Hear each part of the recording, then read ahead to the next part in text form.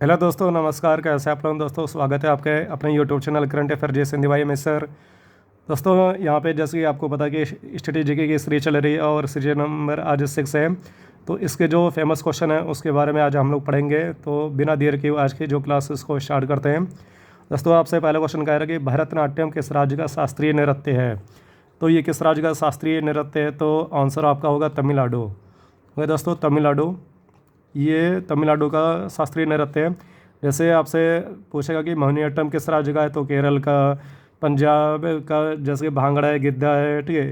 जैसे रऊफ है जम्मू कश्मीर का। ये सभी जो फेमस डांस है वो आपको किस राज्य के, ये आपको याद करने हैं। नेक्स्ट आगे बढ़ते हैं। अरस्तु का शिष्य कौन था? देखिए यहाँ पे कह रहे हैं अरस्तु का शिष्य कौन था। तो अरस्तु का शिष्य जो है उसका नाम क्या है? सिकंदर।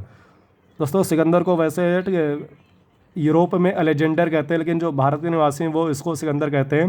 अब देखिए यहाँ पे जैसे एक मैं थोड़ा सा फार्मूला ले दे रहा हूँ, आप लोग याद करेगा। देखिए सुकरात, सुकरात आपने नाम सुना होगा इनका, ठीक है। सुकरात ये बहुत ही फेमस यूनानी दार्शनिक थे। तो सुकरात का जो शिष्य है उसका नाम प्लेटो है। प्लेटो। ओके दोस्तों, फिर अगर हम लोग प्लेटो के शिष्य की बात करें तो अरस्तु है। और अरस्तु का शिष्य कौन है? तो सिकंदर है। देखिए ये ऐसे आप लोग याद कर सकते हैं। जैसे आपसे पूछे कि सुकरात का शिष्य कौन है? प्लेटो। प्लेटो का शिष्य कौन है? अरस्तु। अरस्तु का शिष्य कौन है? सिकंदर। यह आपसे क्वेश्चन है रिवर्स भी पूछ लेगा कि सिकंदर के गुरु कौन है? अरस्तु। अरस्तु के गुरु कौन है? प्लेटो। प्लेटो के गुरु कौन है? सुकरात। इस प्रकार से। तो ये सीरीज आपको याद रखनी है। ऐसे आप ये मतलब कि 4 क्वेश्चन है शिष्य वाले बना सकते हैं, या 4 क्वेश्चन आप इनके गुरु उनके आप क्वेश्चन बना सकते हैं। कैसा भी आएगा आप ये सीरीज को याद रखिएगा, आप कर लेंगे। फिर झेलम नदी का प्राचीन नाम क्या था? ये दोस्तों जैसे कि आपको पता है कि श्रीनगर जो है वो झेलम नदी के किनारे स्थित है। तो इसका प्राचीन नाम आपसे पूछ रहा है, तो वितस्ता। देखिए दोस्तों, यहाँ पे इसका जो प्राचीन नाम है वितस्ता। आपको पता है कि 326 ईसा पूर्व में सिकंदर और राजा पोरस के मध्य में वितस्ता या झेलम या हाइडेस्पीस का युद्ध हुआ था। तो जिसमें सिकंदर विजयी रहा, ठीक है। नेक्स्ट आगे, आंध्र केसरी किसका उपनाम है? तो ये ठीक है केसरी जो है ये इस प्रकार से आपसे क्वेश्चन पूछता है। तो फिलहाल यहाँ पे आंध्र केसरी पूछा है, तो टी प्रकाशम। ओके दोस्तों, केसरी वाले और भी अन्य क्वेश्चन है। जैसा आपसे पूछेगा कि बिहार केसरी, तो श्री कृष्ण सिंह। पंजाब केसरी लाला लाजपत राय। बंगाल केसरी आशुतोष मुखर्जी। इस प्रकार से देखिए दोस्तों, अगर आपको नोट्स बनाने हैं तो आप वीडियो को पॉज करके, ठीक है, जो यहाँ पे फेमस क्वेश्चन है या जो ओरल मैं बता रहा हूँ तो उसको आप नोट कर सकते हैं। इससे आपके ठीक है अच्छे जीके के क्वेश्चन बन जाएंगे जो आपके एग्जाम के लिए यूजफुल होंगे। नेक्स्ट आगे बढ़ते हैं। भाषा के आधार पर गठित प्रथम राज्य है। तो भाषा के आधार पर जो प्रथम गठित राज्य है तो उसका नाम है आंध्र प्रदेश है। आंध्र प्रदेश। दोस्तों, अभी आंध्र प्रदेश के नए राज्यपाल बने, उनका नाम है एस अब्दुल नज़ीर। ओके दोस्तों, और आंध्र प्रदेश का गठन कब हुआ था? तो 1953 में। नेक्स्ट आगे बढ़ते हैं। फॉरेस्ट मैन ऑफ इंडिया उपनाम है। तो फॉरेस्ट मैन ऑफ इंडिया ये किसका उपनाम है? तो जादव पायेंग। दोस्तों, जादव पायेंग ने ठीक है जब लॉकडाउन लगा था तो इसमें कई सारे ठीक है पेड़ लगाते हैं। और ये किस राज्य के हैं? तो ये असम के। असम में प्रसिद्ध काजीरंगा राष्ट्रीय उद्यान है जो एक सिंग वाले गेंडे के लिए प्रसिद्ध है। ओके दोस्तों, फिर वर्तमान में लोकसभा सीटें कितनी हैं? देखिए यहाँ पे लोकसभा सीटों की बात कर रहे हैं तो पूरे ऑल ओवर इंडिया की बात कर रहा है, यानी कि केंद्र में संसद में। तो यहाँ पे वर्तमान में लोकसभा सीटें कितनी? 543 है। ये दोस्तों ठीक है, अगर हम लोग पहले की बात करें तो ठीक है पहले यानी 2019 के पहले तो कुल सीटें 545 थी, जिनमें से 543 प्लस दो ये आंग्ल भारतीय समुदाय के व्यक्तियों की सीटें थी जिसको भारत के प्रेसिडेंट नॉमिनेट करते थे। अभी इनको ये आंग्ल भारतीय समुदाय के जो व्यक्ति इनका प्रतिनिधित्व है लोकसभा से समाप्त कर दिया गया है। 104वां संविधान संशोधन 2019 में हुआ था जिसके माध्यम से आंग्ल भारतीय समुदाय के व्यक्तियों का प्रतिनिधित्व लोकसभा से समाप्त कर दिया गया। तो अभी वर्तमान में सीटें कितनी? 543। अगर हम लोग बात करें कि सर्वाधिक जो सीटें किस राज्य में, तो अपने यूपी में लोकसभा की सीटें हैं 80 सीटें हैं। लोकसभा से कई सारे क्वेश्चन पूछते हैं, जैसे कि लोकसभा के गठन का उल्लेख कौन से अनुच्छेद में है? तो 81 में है। दोस्तों देखिए यहाँ पे एक थोड़ी सी ट्रिक है, यहाँ पे मैं लिख दे रहा हूँ, ठीक है, आप लोग याद कर लीजिएगा। देखिए एक ट्रिक है सरल, ये ट्रिक है ये याद करने की सरल। तो 7 से आपका संसद हो गया। देखिए यहाँ पे 7 से आपका संसद हो जाएगा, जैसे पॉलिटी वाले क्वेश्चन पूछते हैं। और संसद का गठन अनुच्छेद 79 में। राज्य से आपका राज्यसभा हो जाएगा। और जो राज्यसभा है इसका गठन अनुच्छेद 80 में। ला से आपका यहाँ पे ठीक है लिख दे रहा हूँ लोकसभा। लोकसभा के गठन का उल्लेख कौन से अनुच्छेद में? 81 में। ओके दोस्तों, नेक्स्ट आगे बढ़ते हैं। वर्तमान में राज्यसभा सीटें कितनी हैं? तो राज्यसभा सीटों की हम लोग बात करें तो यहाँ पे ठीक है देखिए 233 प्लस 12। तो इस प्रकार से अगर कुल सीटों की बात करें तो 245 हैं। देखिए अब यहाँ पे एग्जाम में क्वेश्चन कैसे बनते हैं। अगर आपसे पूछिए राज्यसभा में वर्तमान में निर्वाचित सीटें हैं तो 233, और 12 सीटें जो हैं ये मनोनीत वाली हैं। तो ये 12 सदस्य ऐसे हैं जिनका संबंध साहित्य, कला, खेल, विज्ञान, सामाजिक सेवा से है और इन सभी 12 व्यक्तियों को भारत के प्रेसिडेंट समय समय पर नॉमिनेट करते हैं या मनोनीत करते हैं। तो इस प्रकार से ये सभी जो 12 व्यक्ति हैं ठीक है, ये मनोनीत वाले हैं और ये जो 12 व्यक्ति मनोनीत हैं ये भारत के प्रेसिडेंट के इलेक्शन में शामिल नहीं होते हैं, ये आपको याद रखना है। एक बात और कि जो राज्यसभा इसका कोई कार्यकाल नहीं है, ये स्थायी सदन है और इसके जो सदस्य उनका कार्यकाल 6 वर्ष का है।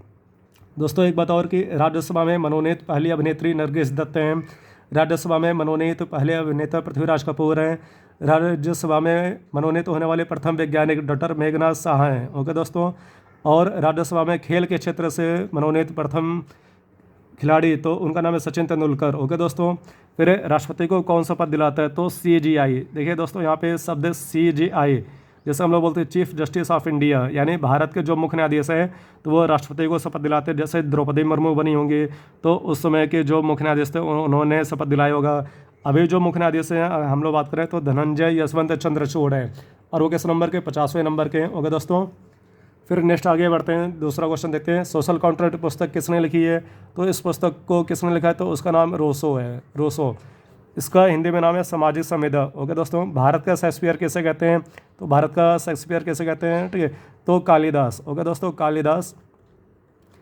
और कालिदास की कई सारी किताबें जैसे मेघदूतम, मालविका अग्निमित्र, अभिज्ञान शाकुंतलम। ओके दोस्तों, फिर एकमात्र PM जिनकी मृत्यु विदेश में हुई थी तो उनका नाम क्या, लाल बहादुर शास्त्री। लाल बहादुर शास्त्री ठीक है, इनकी मृत्यु उज्बेकिस्तान की राजधानी ताशकंद में हुई थी और कब हुई थी तो 1966 में हुई थी। ओके दोस्तों, नेक्स्ट आगे बढ़ते हैं। और 1966 में इनकी मृत्यु के बाद गुलजारीलाल नंदा कार्यवाहक PM बने थे। फिर गणेश उत्सव को किसने आरंभ किया तो तिलक ने। तिलक यहाँ पे ठीक है बाल गंगाधर तिलक, जैसे कि आपको पता ये ग्रामदल में आते हैं और इन्होंने गणेश उत्सव को कब आरंभ किया था 1893 में। दोस्तों ये हिंदू धर्म का प्रसिद्ध त्यौहार है, आप देखते होंगे गणेश चतुर्थी, गणेश जी की शोभा यात्रा निकाली जाती है। फिर आगा खां कप, देखिए यहाँ पे कप की बात कर रहे हैं कि किस खेल से संबंधित है तो हॉकी से है, हॉकी। और हॉकी में एक टीम में कुल खिलाड़ियों की संख्या कितनी होती है, 11 होती है। फिर भारत में पहली जनगणना कब हुई थी तो भारत में जो पहली जनगणना है वो 1872 में थी और उसमें जो भारत के शासक थे उनका नाम था लॉर्ड मेयो। लॉर्ड मेयो के शासनकाल में भारत में पहली जनगणना कराई गई थी। कमेंट बॉक्स में आप लोग लिख के बता कि जो जनगणना है ये किस सोचे का विषय है। ओके दोस्तों, फिर भारत चीन के मध्य में कौन सी सीमा रेखा है तो उस सीमा रेखा का आपसे नाम पूछ रहा है तो मैकमोहन रेखा। ओके दोस्तों, मैकमोहन रेखा ये भारत और चीन के मध्य में है, जैसे कि भारत और पाकिस्तान के मध्य में रेड क्लिफ रेखा पाई जाती है। फिर तुलसीदास किस मुगल शासक के समकालीन थे, देखिए यहाँ पे कह रहे हैं समकालीन ना कि दरबारी, तो समकालीन मतलब कि तुलसीदास के समय कौन सा शासक भारत में शासन करता था तो वो है अकबर। ओके दोस्तों, नेक्स्ट है उसेन बोल्ट का संबंध किस खेल से तो ये धावक है ठीक है, धावक या एथलेटिक्स आप बोल सकते हैं। और ये किस देश के तो जमैका। दोस्तों जमैका की राजधानी क्या है ये कमेंट बॉक्स में आप लोग लिख के बताएंगे। फिर प्रथम फीफा विश्व कप कब हुआ था तो सबसे पहला जो फीफा विश्व कप है वो 1930 में हुआ था। और फीफा विश्व कप जैसे कि आप जानते हैं कि ये फुटबॉल का सबसे बिगेस्ट टूर्नामेंट है और सबसे पहला जो फीफा विश्व कप हुआ था वो किस देश में, उरुग्वे में।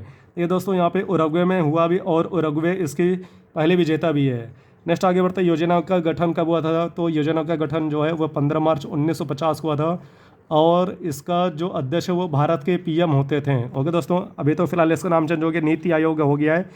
योजना का नाम बदलकर नीति आयोग 1 जनवरी 2015 को हुआ था। नेक्स्ट आगे अकबर का मकबरा कहाँ पर स्थित है तो ये आगरा में प्लेस है सिकंदरा में इसको दफनाया गया था अकबर को ठीक है। तो यहाँ पे जैसे कि आपसे पूछे कि शेरशाह सूरी का मकबरा कहाँ पे, सासाराम बिहार में है। शाहजहाँ का मकबरा कहाँ पे तो ठीक है ये आगरा में ताजमहल में है ठीक है।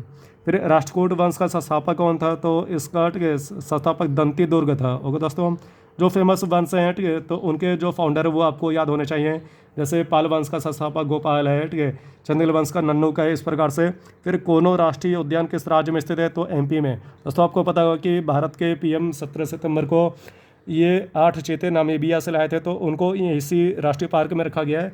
फिर माउंट एवरेस्ट पे जाने वाली प्रथम भारतीय महिला हैं तो माउंट एवरेस्ट पे जाने वाली प्रथम भारतीय महिला उनका नाम क्या है, बछेंद्री पाल। ओके दोस्तों, बछेंद्री पाल। अगर हम लोग क्वेश्चन ये पूछे कि 2 बार माउंट एवरेस्ट पे जाने वाली पहली भारतीय महिला तो इसका आंसर आप लोग को कमेंट बॉक्स में लिख के बताना है। फिर भारत के प्रथम मुख्य चुनाव आयुक्त कौन थे, देखिए यहाँ पे जो शब्द है कि मुख्य चुनाव आयुक्त तो इसको हम लोग शॉर्ट में CEC कहते हैं। CEC का अर्थ है कि चीफ इलेक्शन कमिश्नर। देखिए चीफ इलेक्शन कमिश्नर तो भारत के सबसे पहले मुख्य चुनाव आयुक्त कौन थे, उनका नाम क्या, सुकुमार सेन। ओके दोस्तों, सुकुमार सेन। अभी अगर हम लोग वर्तमान CEC की बात करें यानी मुख्य निर्वाचन आयुक्त की, तो उनका नाम है राजीव कुमार और वो किस नंबर के 25वें नंबर के हैं। फिर पुस्तक स्पीड पोस्ट की लेखिका है, तो उनका नाम क्या है, शोभा डे। शोभा डे। देखिए दोस्तों, ये डे इनका सरनेम है, ऐसा नहीं कि डे यहाँ पे कोई दिन हो गया, ठीक है, रविवार सोमवार, ऐसा नहीं है।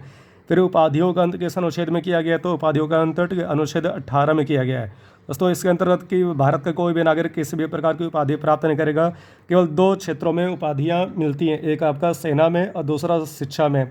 तो सेना में जैसे कि जो सर्वोच्च पद है, अगर नेवी का हम लोग सर्वोच्च पद की बात करें तो एडमिरल, देखिए वहाँ पे एडमिरल आर हरि कुमार जो नेवी के वर्तमान अध्यक्ष हैं, उनका नाम है आर हरि कुमार, लेकिन उनके नाम के आगे यहाँ पे उपाधि पद लगा है एडमिरल। इस प्रकार से अब जैसे कि शिक्षा में अगर कोई उपाधि, जैसे अगर कोई व्यक्ति PhD कर लेता है किसी भी सब्जेक्ट से, तो उसके नाम के आगे डॉक्टर लग जाता है। डॉक्टर ये मेडिकल वाला नहीं, वो एक तरह से उपाधि हो गई है। और जैसे अगर कोई व्यक्ति MBBS कर लेता है तो उसके नाम के भी आगे डॉक्टर लग जाता है। तो केवल 2 क्षेत्रों में कोई भी उपाधि मिल सकती है, ठीक है, तो ये आपको याद रखना है। और अन्य क्षेत्रों में कोई भी उपाधि नहीं है, इसका अंत कर दिया गया है अनुच्छेद 18 के अंतर्गत। ओके दोस्तों। फिर केंद्रीय दुग्ध अनुसंधान संस्थान स्थित है, तो हरियाणा में एक प्लेस है करनाल। करनाल में, ठीक है, केंद्रीय दुग्ध अनुसंधान संस्थान स्थित है। नेक्स्ट आगे बढ़ते हैं। विश्व में पुनर्जागरण के जनक कौन है, तो उनका नाम है दांते। और दांते की जो प्रसिद्ध किताब है उसका नाम है डिवाइन कॉमेडी, और ये किस देश के थे, ये इटली के थे। ओके दोस्तों। फिर नेक्स्ट आगे बढ़ते हैं, दूसरा क्वेश्चन देखते हैं। आर्य समाज की स्थापना किसने की, तो आर्य समाज की स्थापना किसने की, वो आपसे, ठीक है, उनका नाम पूछ रहा है, तो स्वामी दयानंद सरस्वती ने। स्वामी दयानंद सरस्वती ने। और इनके बचपन का नाम था मूल शंकर। ओके दोस्तों, स्वामी दयानंद सरस्वती। और इन्होंने आर्य समाज की स्थापना कब की थी, तो ईयर है 1875 में। ओके दोस्तों, 1875। फिर पंडित हरि प्रसाद चौरसिया का संबंध किस खेल से, तो बांसुरी से। बांसुरी वादन के ये प्रसिद्ध वादक हैं, तो इनका संबंध बांसुरी वादन से। नेक्स्ट है अमजद अली खां का संबंध किस वाद्य यंत्र से, तो सरोद से। ये यहाँ पे सरोद है, ना कि सितार है। ओके दोस्तों। तो इस प्रकार से हम लोगों ने कुल 32 क्वेश्चन पढ़े हैं, और ये सभी क्वेश्चन आपके एग्जाम के लिए काफ़ी ज़्यादा MP हैं। आई होप हमारी जो आज की क्लास है वो आपको पसंद आई होगी। वीडियो अगर अच्छी लगे तो प्लीज़ अपने दोस्तों में, रिलेटिव में इसको शेयर करिएगा, और प्लीज़ अधिक से अधिक लाइक और शेयर करते रहिए, सब्सक्राइब करते रहिए। ओके दोस्तों, जय हिंद।